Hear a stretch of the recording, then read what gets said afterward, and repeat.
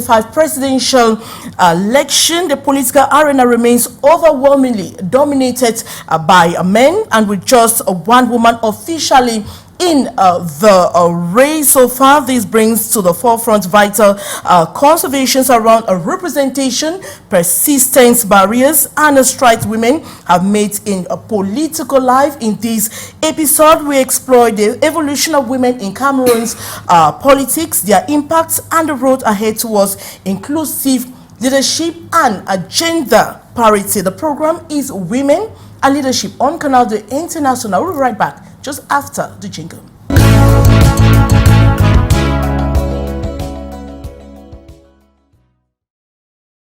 Women rise, nations strive. Empowering women and ensuring their full political participation isn't just a matter of fairness, it's an analyst or catalyst for inclusive leadership, a stronger institutions, and sustainable development. The future of Cameroon depends on the voices of women, of course.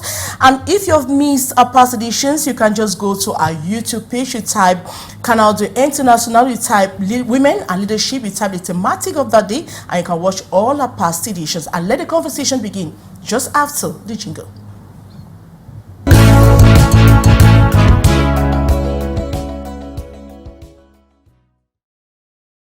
And it's time for us to know our guests. As in our past editions, we always invite the right women for the thematic of the day. And I'll start with the person right on my left-hand side. She's called Giselle Yetambeng. She is president of ASAFE. You're welcome to the program, Giselle. Thank you, Maureen. And I would like to know more about your association. What's it all about?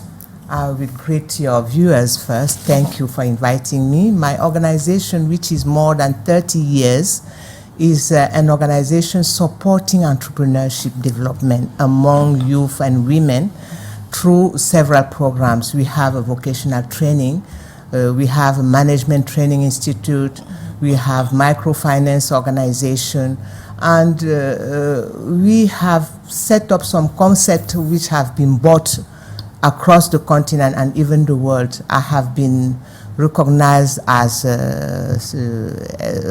outstanding social entrepreneurs by the World Economic Forum. I'm chairperson of the Grâce Machel Trust. I am at the governing board of Catalyst Now, a global organization for social entrepreneurs. All right, wow, what a beautiful career. But now you just recently organized a workshop on artificial intelligence and women in entrepreneurship. Now, how do you think would help women in that sector? You know that artificial intelligence is a new system which allows computers to really reasoning as human. So through this artificial intelligence is going to help women and help everybody, because we are talking about it without knowing that we already have it.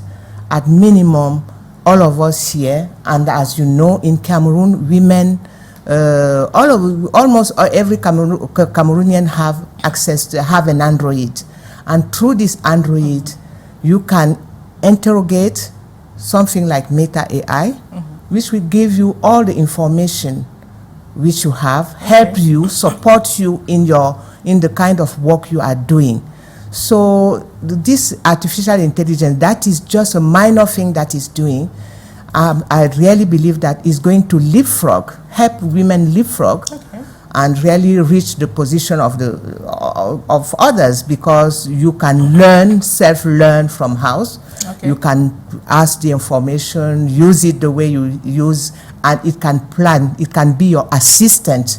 You can make it your assistant in many subjects. I know when you create a program to talk just about that, because women have the phones, smartphones, but they don't know how to make use of these smartphones to ensure that it impacts their businesses.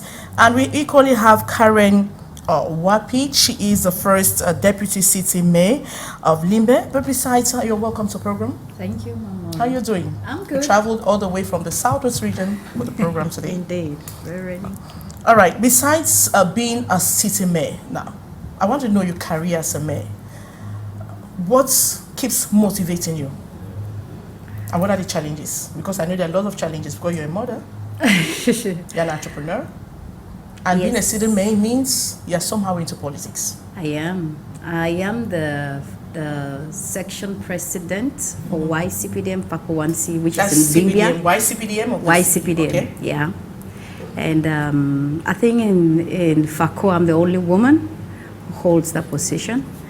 Also a president of a foundation called WAPIT Foundation, which has helped the youth in several different sectors to help boost up their capacity building and all of that. And as you say, what are the challenges? What makes me, right? I would say that when I look at everything, it's all my core value, apart from my faith, is the fact that I build value. In the world we live in, the women we find, the young generation, don't know what value, integrity, and truth is all about. So that is where I come in to say, we have to build value in our children. We have to build value in the society. So we think that if we can come together as one, we can come together as women from all different sectors of life, we think that we know that we can succeed. Okay. Now, what are the programs that you do for women? Because as a woman and as a leader, I'm sure there are a lot of programs that you put in place to ensure that women, you impact women daily in terms of businesses, in terms of politics, in society, economic.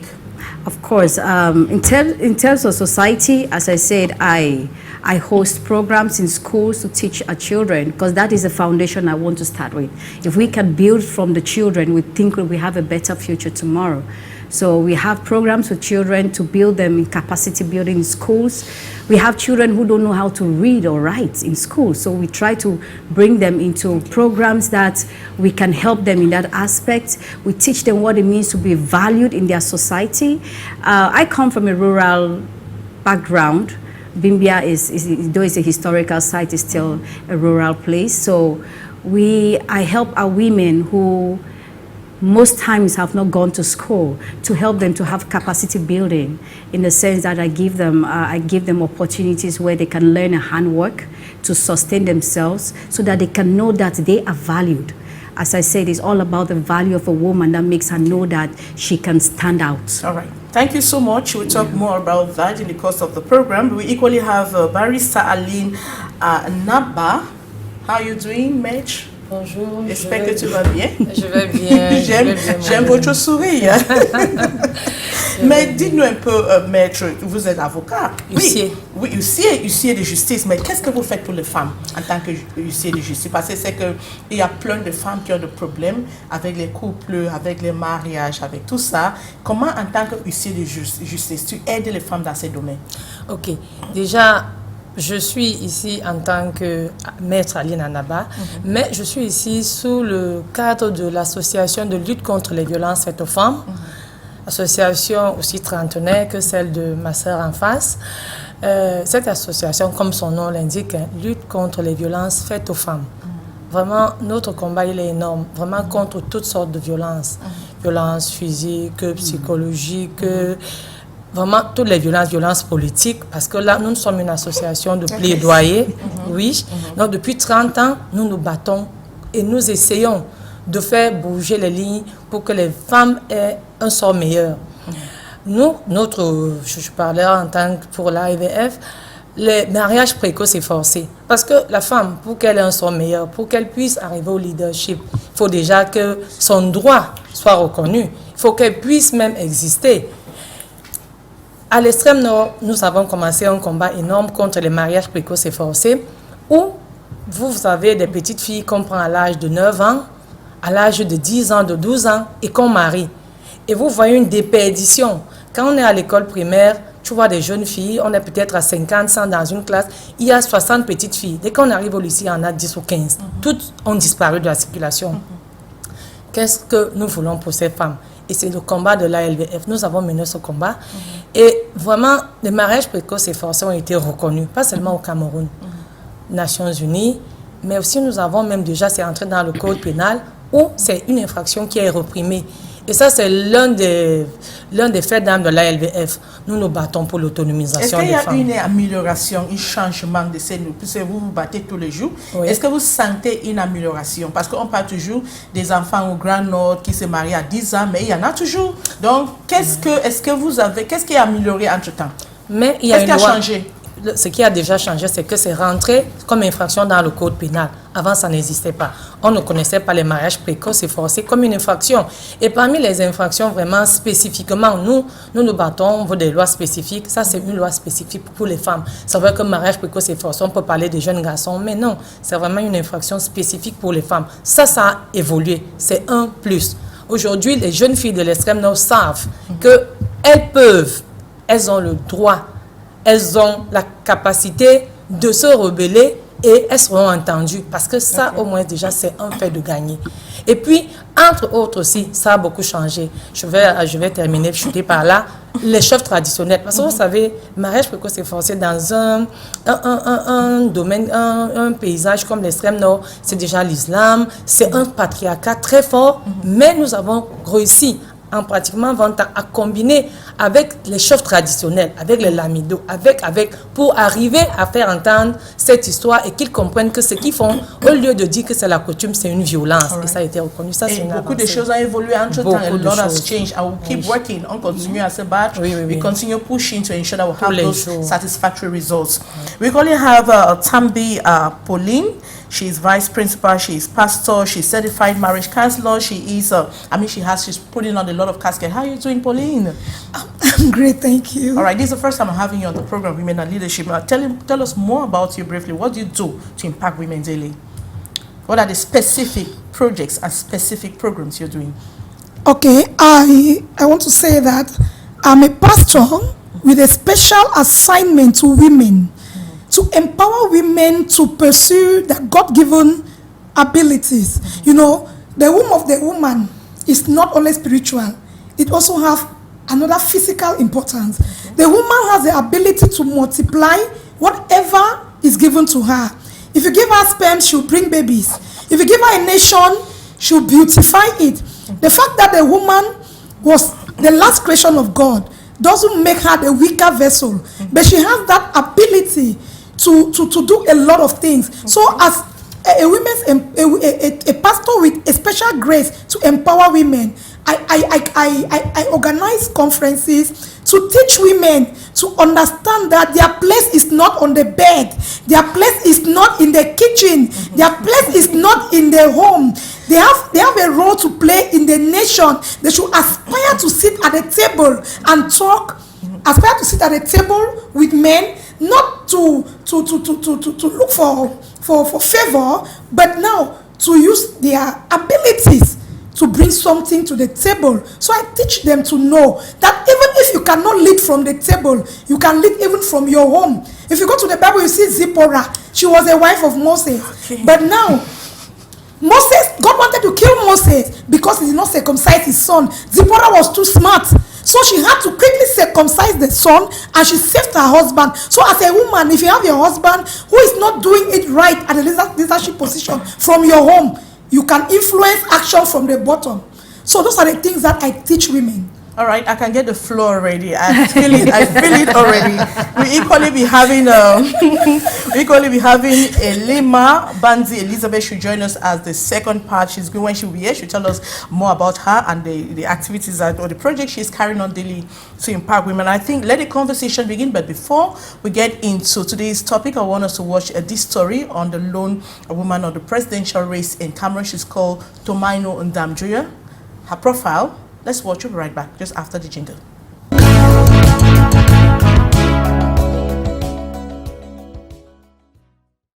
Amongst the record 82 aspirants vying for the presidential seat, 7 women are on the list. They include seasoned leaders like Tomaino Ndamjoya, mayor of Fumban and head of the UDC party, who is campaigning for democratic reform and electoral code revision. She is also spearheading a coalition to unify the opposition. Also making headlines is Chantal Memboit, a fish roaster from Gaoundéré, nicknamed La Chantonnaise.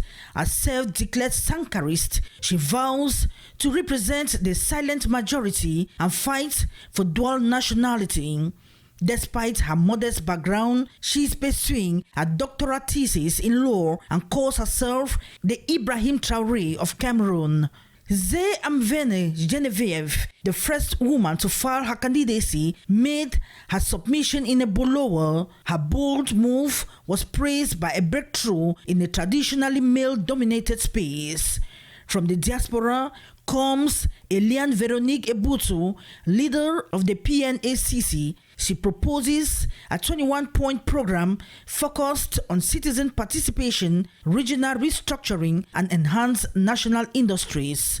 Bijou Geraldine Ogmakani, her, a 38-year-old entrepreneur and civic leader, champions youth empowerment and ethical governance through her Renaissance du Cameroon movement. She was the first woman to announce her bid earlier this year.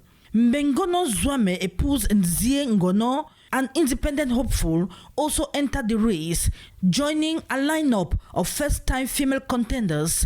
Her presence adds weight to growing calls for more gender inclusion in Cameroonian politics.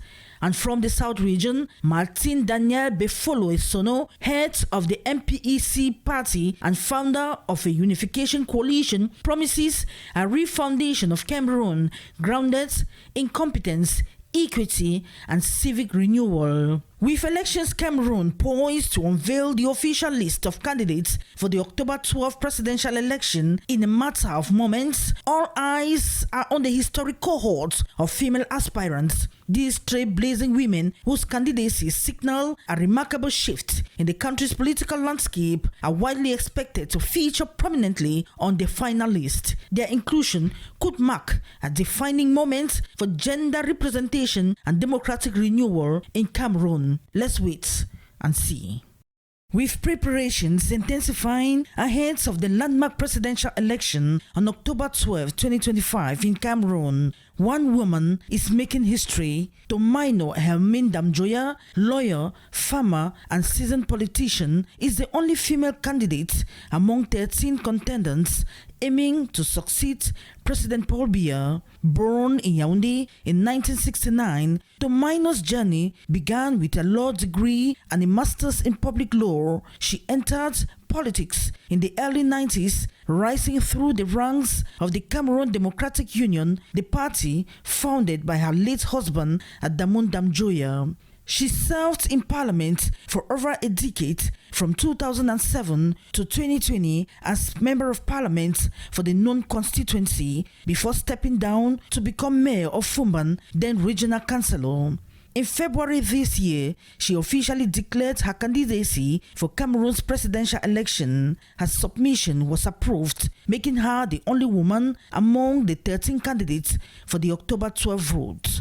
Her campaign is grounded on transparency, democratic reform, decentralization, and inclusion, especially for women, youth, and marginalized communities. Beyond politics, she is a coffee entrepreneur, leading Cameroon's cooperatives and championing royal development, such as the Association of Cameroonian Women in Coffee, AFEC, and Akram, a Continental Coffee Alliance. She is also an author known for titles like Les Coquelicots de l'Espoir, Les Élections Bancales, and L'Enfer Rose, the latter drawing on her personal roots as the granddaughter of Italian Cameroonian Angelo Tomaino. The lone female candidate, Tomaino Damjoya, is often described as bold and principled. As a lawyer, mother, politician, and businesswoman, she presents a powerful symbol of female leadership in Cameroon's evolving political arena.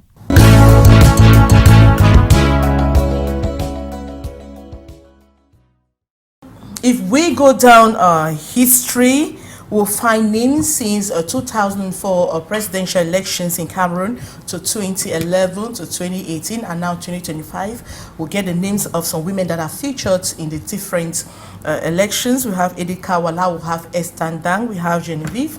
We have, in 2025 now we have Hermine Tomaino Damjoya, who is the lone woman on the presidential race. Now I want to begin with Giselle Yetambe. Now when you look at the political race right now, we have just one woman on the presidential race. Now how does it feel like having just one woman? What analysis do you make of this?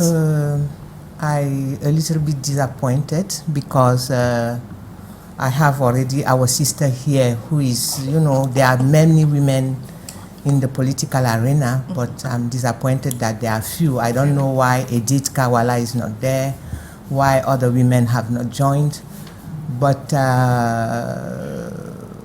if we come together, we can, even if they are alone, there we can make their position really a best one, because the country is made up of 52% of women who can come up and support their sister to take the position.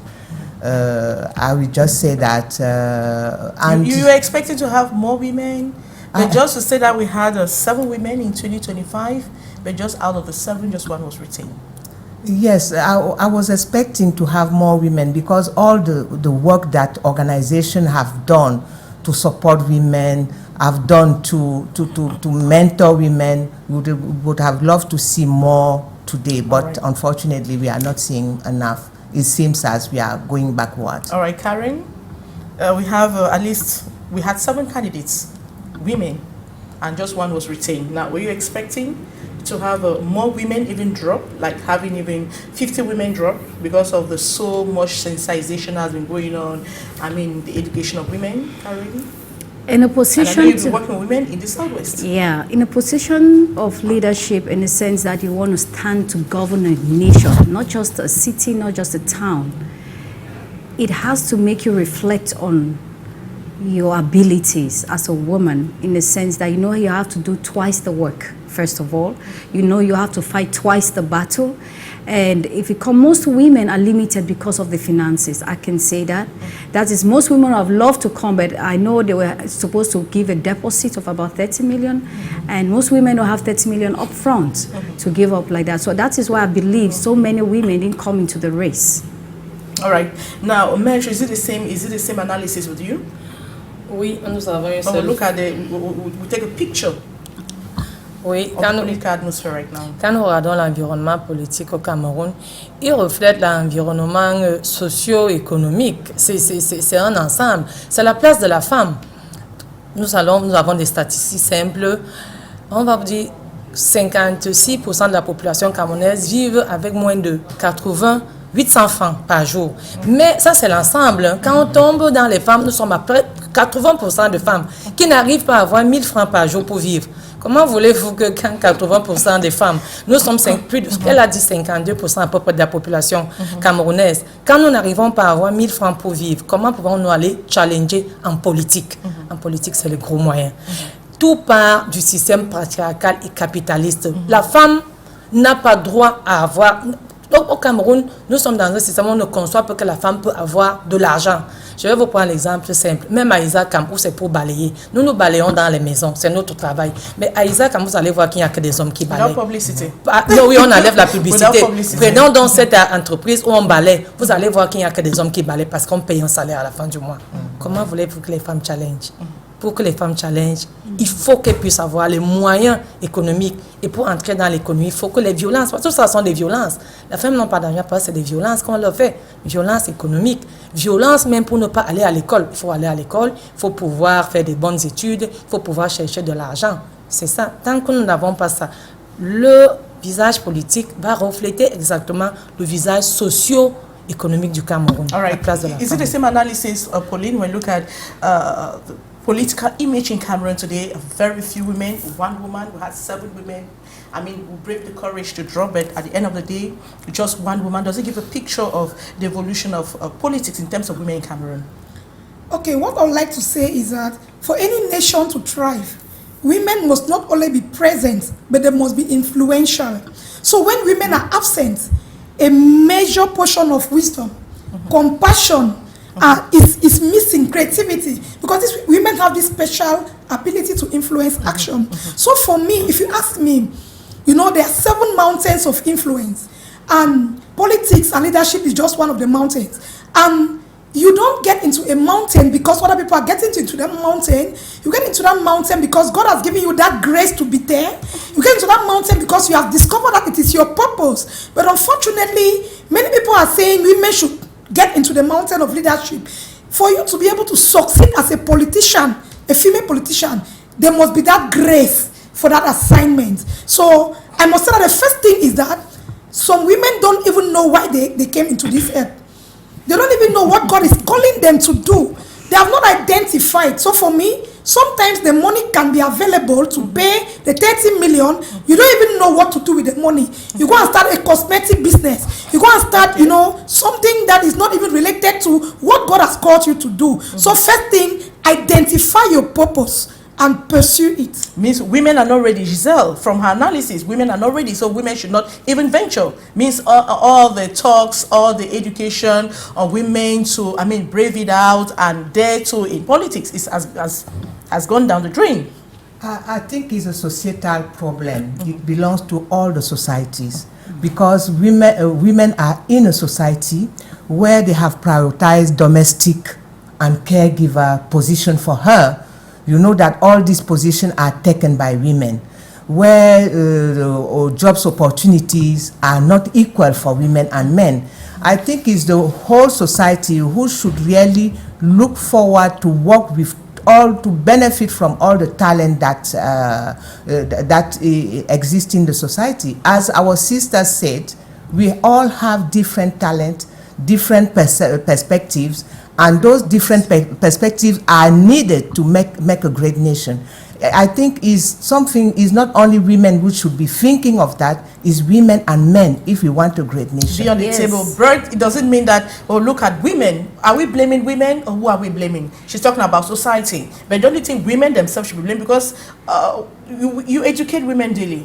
You talk to them daily. Doesn't mean that your efforts have been wasted. Because if you're talking and no woman has the courage, because there are a lot of them there in associations, organizations, it means that for now, women are not brave enough to toe the line in terms of politics. I would say that the most challenging thing I've seen in the field of work in politics and women is the changing their mindset. We have been in a patriarchal society for so long that when they talk about us having power, it's like you're talking to its dream. It's like something that doesn't exist, something so far-fetched. So you have to work on the mindset, and it will not take 1 year, 2 years. It will take a lot of hard work over time, putting in resources, putting in your sweat, putting in your prayers, until the woman knows that she is important. Until she comes to that point that she knows she is important, she can lead. It's not all about just reading stories about other women. It's about leadership. It's about knowing who you are, and knowing what you carry. And when you know what you carry, then you know you can lead a nation. Because we always believe that, yes, our husbands are there to support us from behind. It is true. But we have to first understand that for a man to invest in you, a woman, he has to see that you are ready for that position. You're ready to take over. You're ready to start. Because we think of leadership and women as just defying the odds. No, it's not about defying the odds. It's about knowing how responsible you are. It's not about fighting for power. It's about being responsible about your position which you hold. All right. Qu'est-ce qui bloque les femmes? Parce que moi, je pense qu'on a tellement fait, on a tellement éduqué, on a ONU Femmes, il y a conférence par-ci, par-là, mais quand on parle, les femmes sont toujours en arrière. Because when you look at the evolution, tu veux que vous analysez a little bit from 2024 to 2025, where we are right now. Qu'est-ce qui bloque les femmes? Qu'est-ce qui bloque la femme camerounaise? Moi, je rentre tout simplement parce que nous, dans notre association, nous travaillons essentiellement vraiment avec les femmes. On les prend dans les plus, comment je veux dire ça, à terre. Parce que quand elles arrivent chez nous, victimes de violences, elles sont à terre. Moi, en tant qu'huissier de justice, c'est mon travail au quotidien. Recevoir ces femmes-là. La majorité des femmes, et je peux vous dire, sur 100 femmes que j'ai reçues, 99 ou 80, ou je ne vais pas dire 99, peut-être 98, 97 à la limite, n'ont pas le moindre 5 francs. Même la procédure, quand elles viennent la faire, parce que pour même arriver chez nous, pour dénoncer un cas de violence, il faut déjà qu'elle soit au seuil de la mort pour venir voir que maître, je ne peux plus. J'ai déjà supporté, ça m'a dépassé.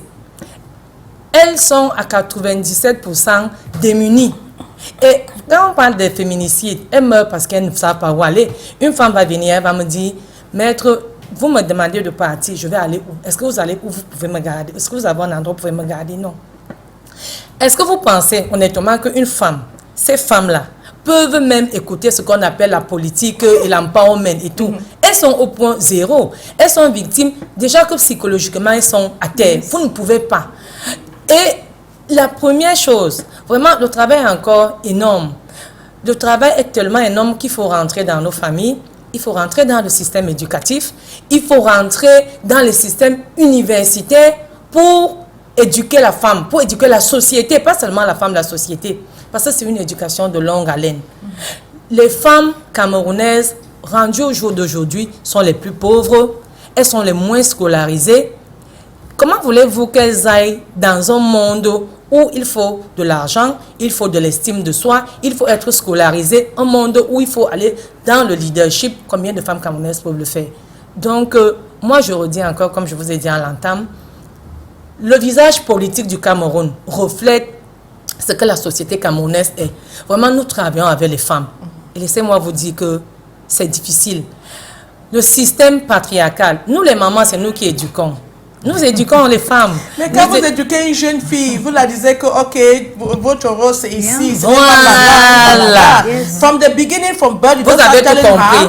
Vous ne disiez pas, et que vous pouvez Maureen, à tout. Vous avez tout compris. Nous, les mamans, nous éduquons nos enfants comme nos mamans nous ont éduqués, comme les mamans de nos mamans les ont éduqués. Et c'est les hommes qui sont au-dessus. Toi, la femme, tu n'es rien, tu ne peux rien. Nous éduquons nos enfants en leur montrant que dans le système de paupérisation de l'économie camerounaise où nous nous trouvons, quand il n'y a pas assez d'argent à la maison, on favorise le jeune garçon. Toi, la jeune fille, tu laisses. S'il y a 1000 francs pour qu'on envoie quelqu'un à l'école, on va envoyer le jeune garçon. Toi, la jeune fille, tu vas te débrouiller. Le problème persiste. Il persiste. Et la femme est toujours à l'arrière. Il persiste. There's just no way for her to even have interest in politics, Pauline. There's no interest, right? Well, look at, means there's no evolution. I was saying that it's a little bit of evolution because we look at the percentage of representation in the parliament, at the Senate. Most of them are holding key positions in management positions today. At least there's evolution. In terms in political parties, do you really find them there? There is a slight evolution, but it's quite inconsequential. I want to say that the world needs strength, resilience, and empathy that only women can offer. And I have two things to say. The first thing is that it is good to aspire to sit at the table, but the most important thing is not to sit. What do you have to bring to that table? So you need to build capacity. You need to acquire skills. Now, how many women really take time to invest, to improve on themselves? Don't go to the table to try to attract pity. Because I am a woman, they should understand. They should just leave. Since they need 10 people, since the 8 men are there, because I'm a woman, they should consider me. Don't go to the table to be considered. Go to the table because you have something to offer, and build capacity to the extent that if they cannot even offer you the table, become the table. Take it. Become the table. Take it. So you will not need anybody to call you to any table.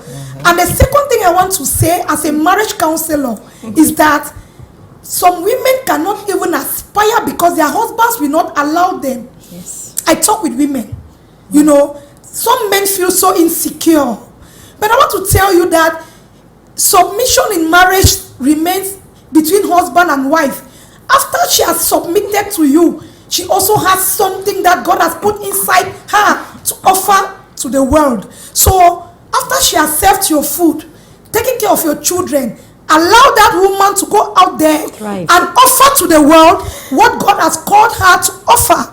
So you don't need to feel insecure in front of your wife, because you think that when she goes out there, men will see her, people will see her, she'll become, I don't know what you're thinking in your mind, but I'm here to advise you. Your wife also have something to offer to this nation. So stop blocking her progress. Stop keeping her in the bedroom to wait for you when you come back from work. Allow her to go out there and offer what she has to offer. Thank you, Pauline. When I want to go to Shizak, I see the other women, they have smiles on their, That's very good. That's very true. It's a good one from the women here, what they are saying. But Giselle, don't you think that the problem of women are women themselves who need to brave up? Women themselves. And then when I look at political parties, we have some women that are in there, but they are not pushed. They are not pushed at the forefront. They are not pushed at that leadership position. Is that your opinion? Not really, because I don't want us to put the blame on victims.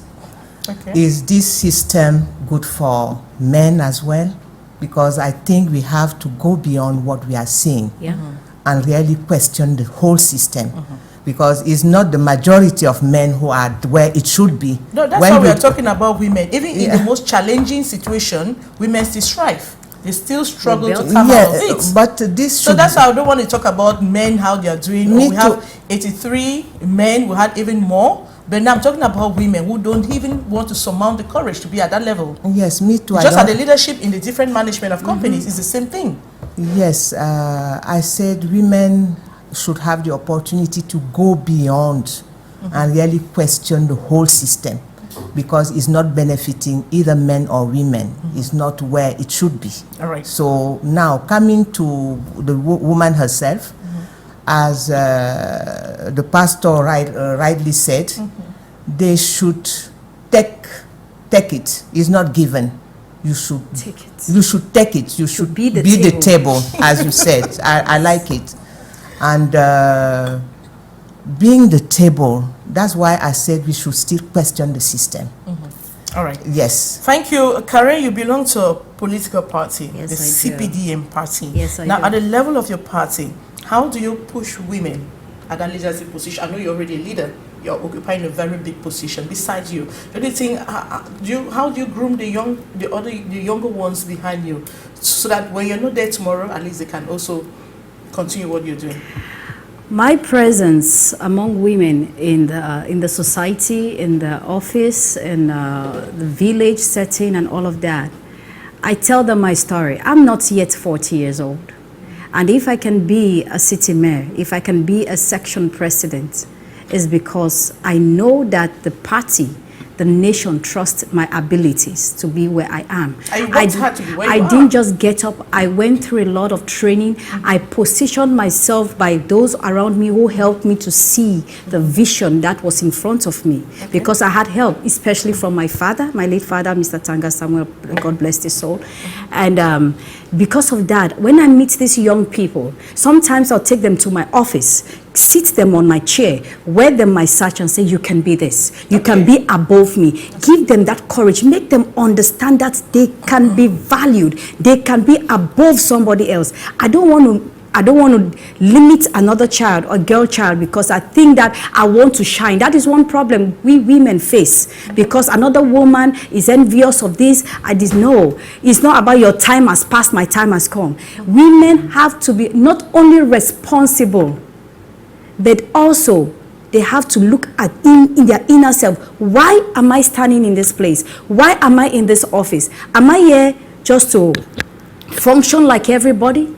Or am I here? The mindset of you trying to blend among men because you want to be. You should have the skills, that capacity. You must right? have, and you must build it. Nothing is handed to you. You must build it. You must meet older politicians who have gone through the system to learn from them. And when you learn from them, you learn from their mistakes too and say, I can be better. Because we women, we adapt much faster. All right. Barrister, do you think we can mold and change mindsets of women at this time? All right, because, okay, what if a woman will have a lone woman? Do you think women can come out to support the lone woman in the race? Bon, est-ce que les femmes peuvent se... Parce qu'elle est femme, et parce qu'elle est peut-être la seule femme, et les femmes, on est plus de 50%. Ouais. Est-ce que si toutes les femmes disent que, ok, nous, on veut la femme, est-ce que c'est possible that in the present, where we are right now, look at the context? Oui, dans ce contexte où Tomaino est seule femme en lice sur 13 candidats, est-ce que toutes les femmes... Non, je ne crois pas. Je ne crois pas que toutes les femmes peuvent se lever et dire que parce qu'elle est femme, on va la voter. Pourquoi? Pourquoi? Parce que les femmes camerounaises, elles représentent la société camerounaise. Nous sommes une société purement tribale. Nous ne savons pas si nous sommes même une société, mais nous sommes des tribus. Nous ne savons même pas si nous sommes un peuple. Nous ne savons même pas ce que nous voulons. Quand on regarde le microcosme politique, on voit des candidats des tribus. On ne voit pas un candidat du peuple So camerounais. you think that if a woman, let's take for example, if the woman is coming with her manifesto that I'm going to end violence, I'm going to put on laws to change this, that's her law is focused on women and whatsoever it is going to wake up women to say, at least this is someone that cares about us. We've been suffering a lot. Est-ce que vous pensez que les femmes camerounaises sont en dehors de la société camerounaise? Parce que nous reproduisons le même chemin. Parce qu'une femme camerounaise, Tomaino, on va nous dire non, elle est de telle région, moi je suis de telle région, moi je ne peux pas parce que moi je suis de telle région. Il faut déjà que nous, les femmes camerounaises, on transcende ça. Qu'on comprenne que nous avons les mêmes problèmes. Maintenant, la femme a son problème, l'homme a son problème. Quand il faut chauffer la marmite, nous avons notre problème, nous la femme. Parce que c'est toutes les femmes camerounaises qui chauffent la marmite. J'aimerais vraiment qu'on puisse transcender les clivages tribaux, les clivages ethniques, et que nous comprenions que nous sommes la femme camerounaise. Peut-être partant de là, en regardant ce que Tomaino nous propose, parce qu'il faudrait bien qu'elle nous propose quelque chose qui va avec ce que nous, les femmes, nous voulons. Nous voulons de l'eau, nous voulons de l'électricité, nous voulons que la marmite ce soit moins cher. On ne peut pas partir d'un litre d'huile de palme à 300, à 900 000 francs aujourd'hui. Et elle vient nous dire, elle nous propose, on veut quelque chose de bon. Elle est une femme. Et moi, ce que je veux dire, ce n'est pas parce qu'elle est une femme qu'elle va proposer moins que les hommes. Qu'est-ce qui nous prouve que les hommes qui sont candidats aussi proposent quelque chose de mieux? Okay. Et puis, moi, j'ai entendu autour de cette table, on dit que la femme doit venir et se battre. Est-ce que les hommes qui nous gouvernent, on a vu mieux? Pourquoi penser que quand c'est la femme qui va venir, va faire moins? Non, qu'on nous laisse entrer, qu'on laisse les femmes. Mais comme elle a dit que la femme tire les chaises et s'asseye. Mais maintenant, pour qu'elle tire même la chaise et qu'elle s'asseye, il faut que certaines conditions soient réunies. Oui, on veut bien qu'elle soit empowerment, qu'il y ait de l'empowerment, qu'elles apprennent à faire, qu'elles se forment, mais il faut les moyens pour accompagner tout ça. Une femme qui n'a pas les moyens, elle nous a dit, elle a eu la chance, son papa l'a accompagnée. Mais il y a des jeunes filles qui peuvent avoir même des capacités, qui peuvent rêver, mais qui va les accompagner? Point d'interrogation. Okay. C'est ça. Donc...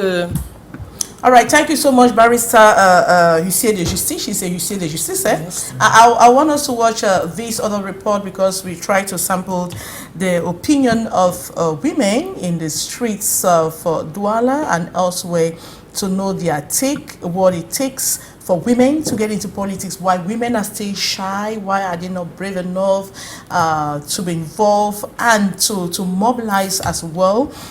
Let's take these reactions. We'll be right back just after the jingle.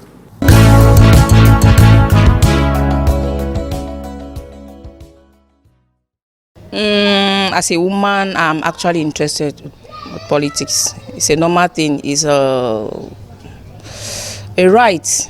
It's an individual right. You're supposed to. It's your duty to be interested. For me, to be interested in politics. So I am interested in politics. As a lady, I will go for the woman, and also that is to show the equality in the society, because natural law says everyone is equal. And when they discovered that the female right was being tempered upon, they made this law called the Matrimonial Cause Act that gives women the equality as of men. So we are behind her and we say, let her go forward. That is, as we can see, women are mostly empowered this day and they can do better than men. Not even what a man can do, a woman can do. Women are perfect and best even. La politique m'intéresse parce que j'aime quand on fait aussi les bonnes choses au Cameroun, que tout se passe bien, que quelqu'un, peut-être politicien, il pense à un engagement que je vais faire comme ça, il fait ce qu'il y a de mieux à faire. Surtout comme pour les routes qu'on est en train de crasser, parce que ici là, à non glacé, on a seulement un problème d'eau. Il y a l'eau partout, quand il pleut, personne ne peut sortir. Donc quand quelqu'un dit qu'il est politicien, qui choisit peut-être un quartier, qu'il peut gouverner le quartier, s'il prend vraiment la charge qu'il va gouverner le quartier, il le fait, c'est très bien. It's wonderful to see that the woman is there.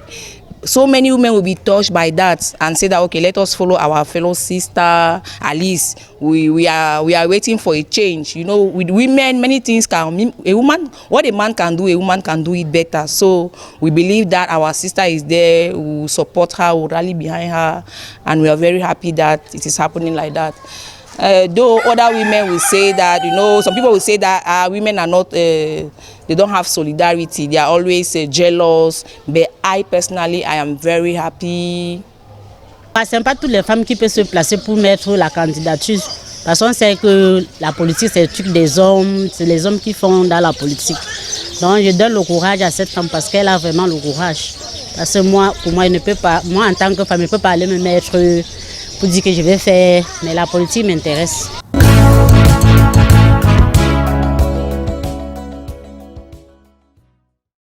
Welcome back, and this time around we're having someone joining us. She's called Elema Bamvi Elizabeth. She is founder at Amy's Empowerment, a whole professional banker and a chief women and youth rights activist. You're welcome to the program. Thank you, Maureen. Now, how are you doing? I'm doing great. You travel all the way from the Southwest to make your voice heard in this program. Yeah. I want to say thank you for coming. Now, tell us what you do daily to promote women. Okay, so I'm the founder of M's Empowerment Hub.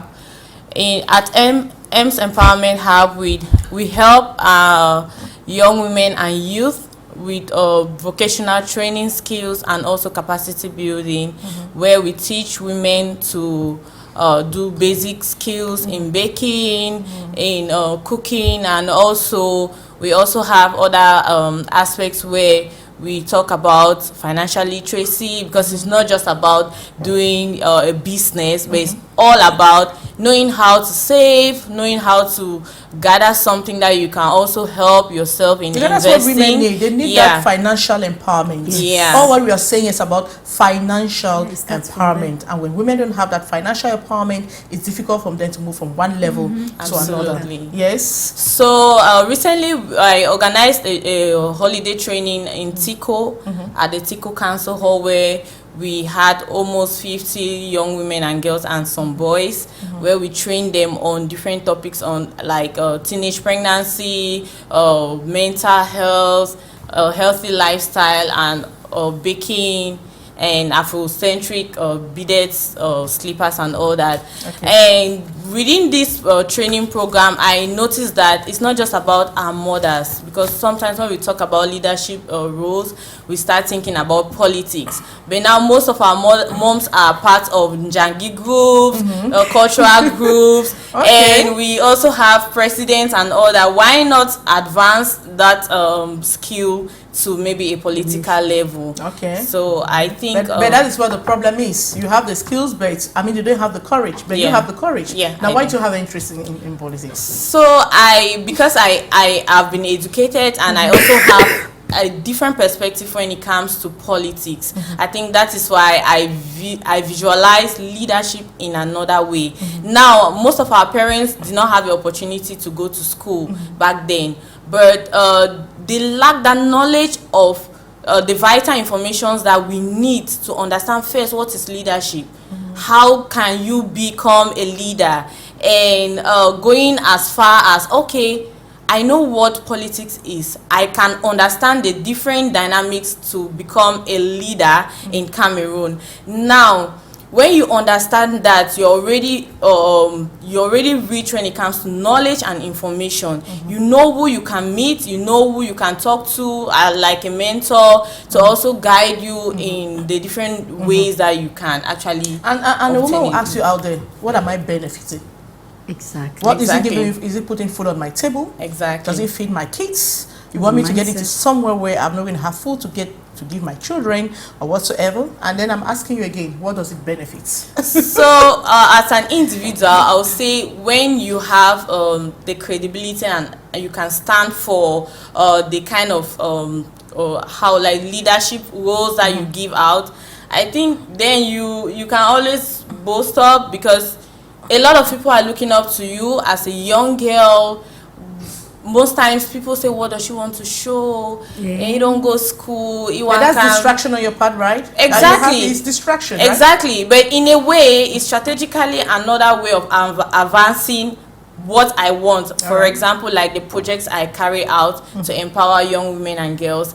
It's a way for me to also say, I gain some value in impacting on other women and girls. All right. Yeah. All right. Thank you very much. Let me get to Giselle. Now, what do you think? What do you propose? What do you think you can propose to ensure that women actually break through? It's true we've been talking about this, but we're in 2025.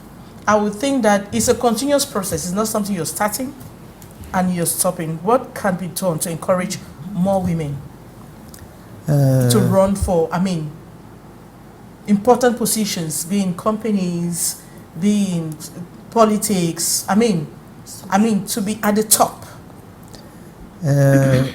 a lot of work is already been done by all the association and organization that are in place. We have to really support them because this is a problem, which has been embedded in women, so you don't change overnight. So it needs all, the government putting in place the means that is needed to support those organizations, to empower the women to bring at the table their own perspective, which is needed, because if a nation is working only with one, it's like working with one person, one group, is not going to strive high. Like somebody having two legs and working only on one, how do we strengthen the other leg to contribute better? Now, so it's about support, Pauline. It's about support. You see, if they support women, as Giselle is saying, women are all going to come out. Okay, I want to say, because in that light, it will be like you're trying to attract pity. And for me, being a woman is not a handicap. It is just a divine identity. And the fact that God created the woman last doesn't make her the weaker vessel. He reserved the best for the last. And so, since you are the best, since you are simply the best, you should go in and become really the best that God made you to be. Acquire skills, build capacity, aspire for excellence, go in for mentorship, in such a way that when you stand, you will not only stand, but you stand tall. Not because you are a woman, but because you are qualified. Some will say they need support. They need someone to help them reach that level. Now, how can you do that? Tell you something. I always talk about these Bayam Salams. They always have the soft spot in my heart. These struggling women. She really has that dream, but she's limited. She wants to do all those things financially. Those who are limited financially. Yes. Those who are limited financially, because investing in yourself. She has been talking about all of that. How they can enhance, their financial capacity. But me, I would like to come back to say, build capacity so that when you stand, you will not only stand, but you stand tall, not because you are a woman, but because you are competent, because you are qualified. I'm not for the fact that women should vote for women because you are a woman. For me, that's partiality. Yes. They should vote for you because you are fit. You are fit and you can offer something to Cameroonians. So that is what I'll say. All right. I want to go back now to Elizabeth. Do you have a role model? Do you have people that you look up to, and how do you get support? So yes, I actually do. When it comes to leadership and political roles, Madame Edith Kawala is actually one of my role model, and then you have Willie Sane, Mokwe Willie Sane. Okay. So I would say most times it's about knowing your niche. Once you can identify what your strength can thrive more, you now start getting to know those people up there who can actually help to nurture you and also bring you up strong. Now, Karen, what's your vision about women leadership in Cameroon? What's your vision? How do you aspire to see women in the next 5 years? I think what I dream for us women is that we can lead nations, we can lead kingdoms. But before we start leading nations or kingdoms, we should lead our homes and we should lead ourselves.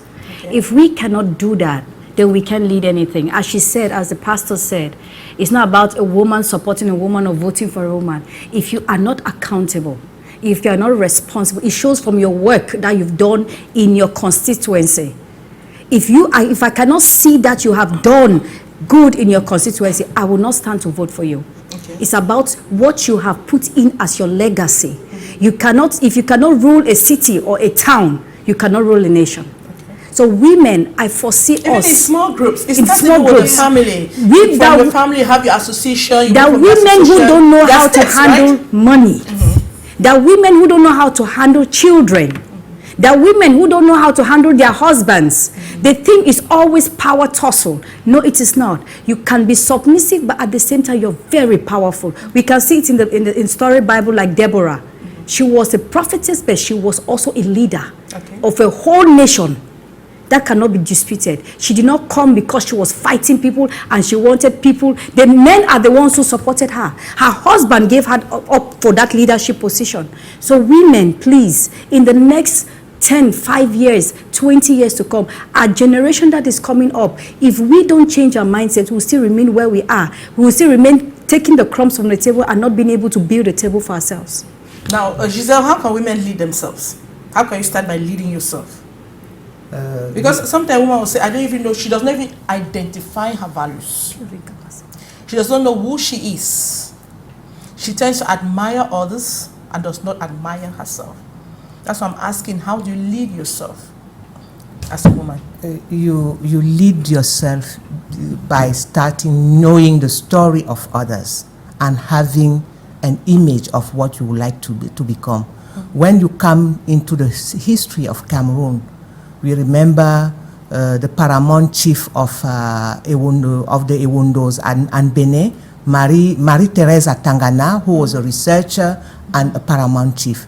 You have to have examples of the people you would like to look like. To look like them. Yes, and then now go back and, learn what is needed to reach that position. Okay. Is an exercise, is a personal exercise.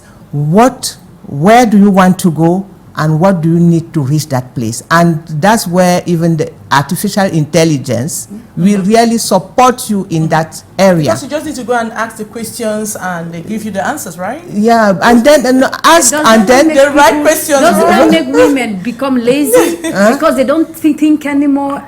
Artificial intelligence just build it up and for them and they just dish it out. No, it depends how you use it. Okay. You will ask maybe a program for yourself.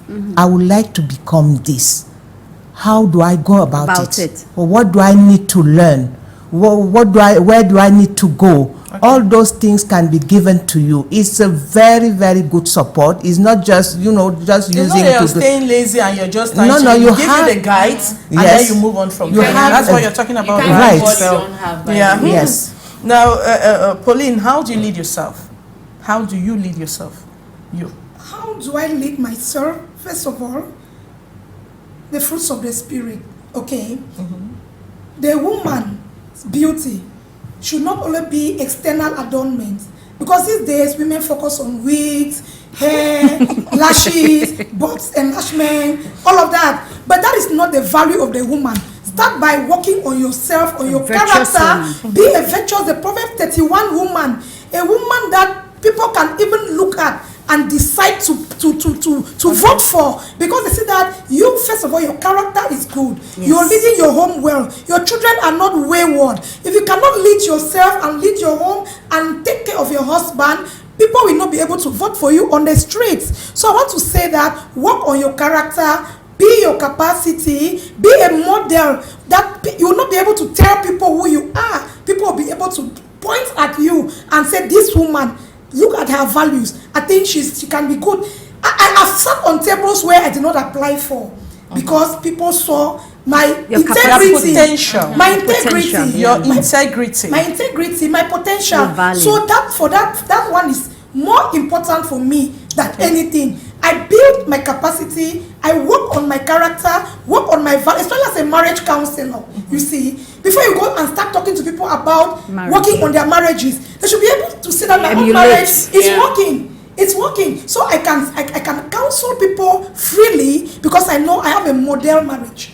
I have a model marriage, and I can stand anywhere to do anything because I know I've worked on myself. Thank you, Pauline. Now I want to ask Elizabeth, what are you expecting from women leaders? Because I know you're young, and I know a lot of young girls out there. They copy from the good examples. They have role models. Now, what are your expectations, especially from leaders? Yes, Elizabeth. Okay, so my expectations from women leaders is live right. Like your actions, your words should actually be something that someone can look at you and say, no, this person, like you walk the talk. You don't just talk, but you make decisive actions.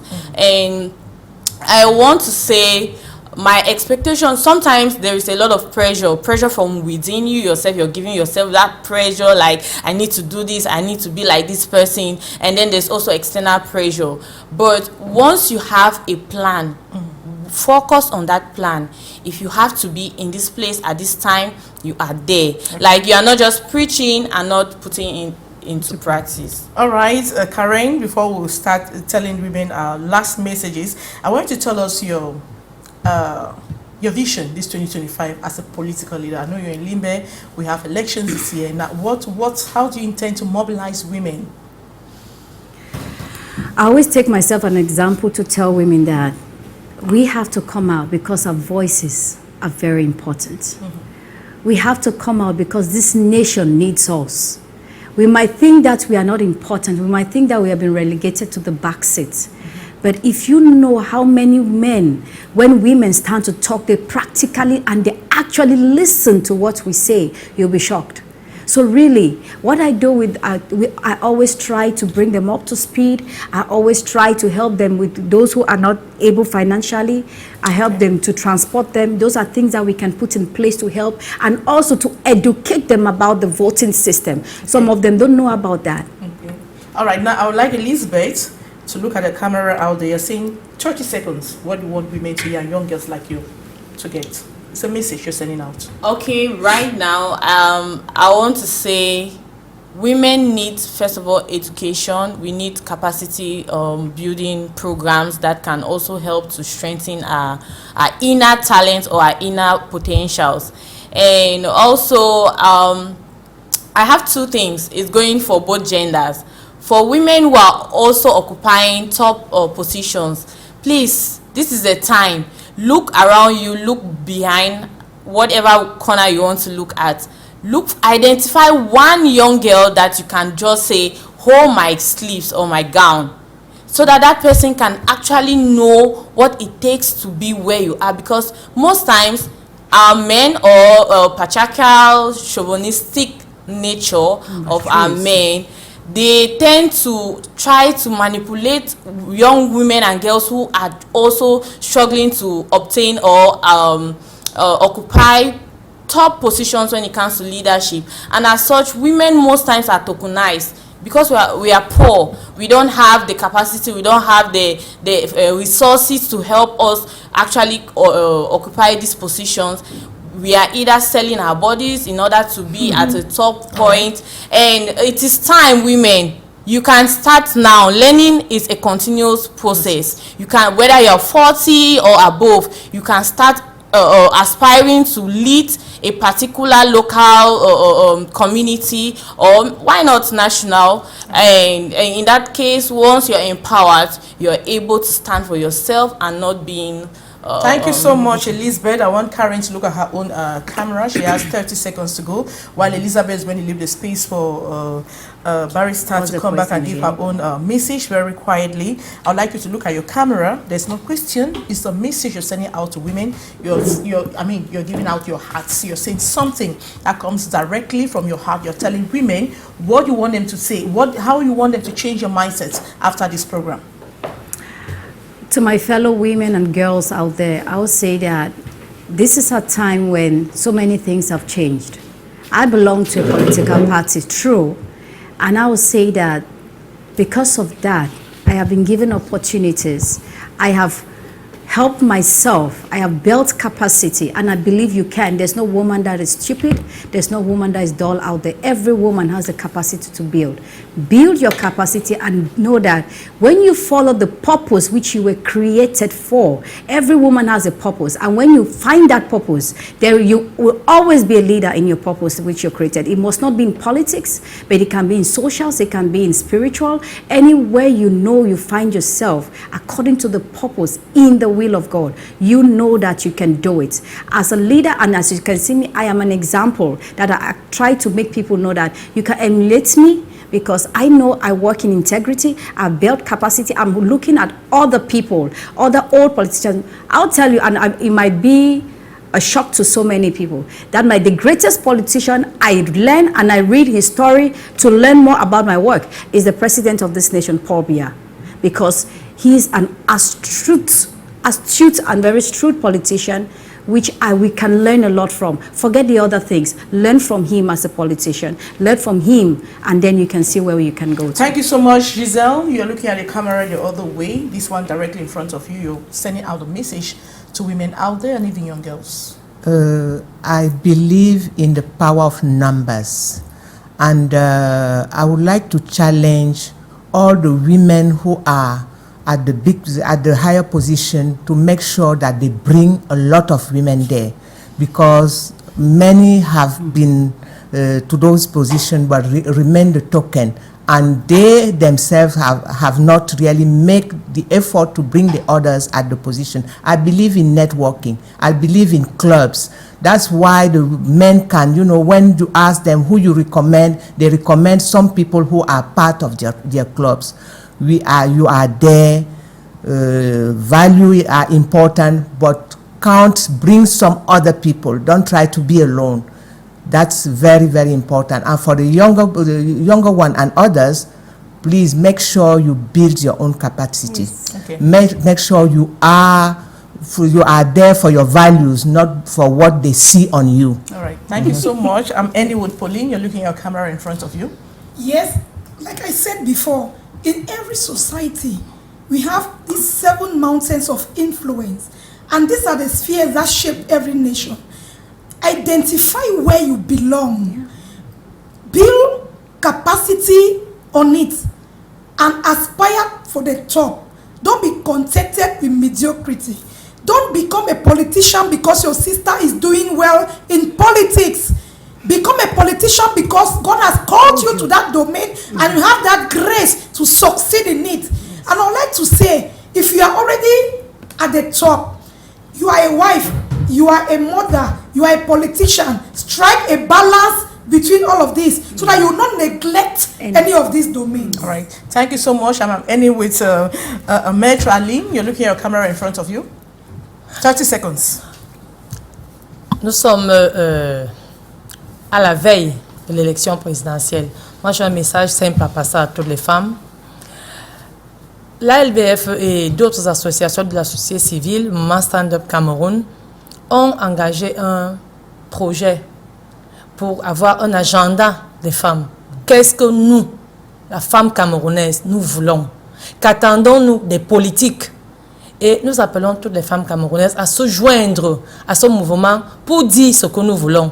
Nous allons aller avec cet agenda auprès de tous les candidats. Nous leur montrerons, voici ce que les femmes veulent. Parce qu'à partir de là, nous pouvons avoir des lois, nous pouvons avoir des mesures d'accompagnement, nous pouvons avoir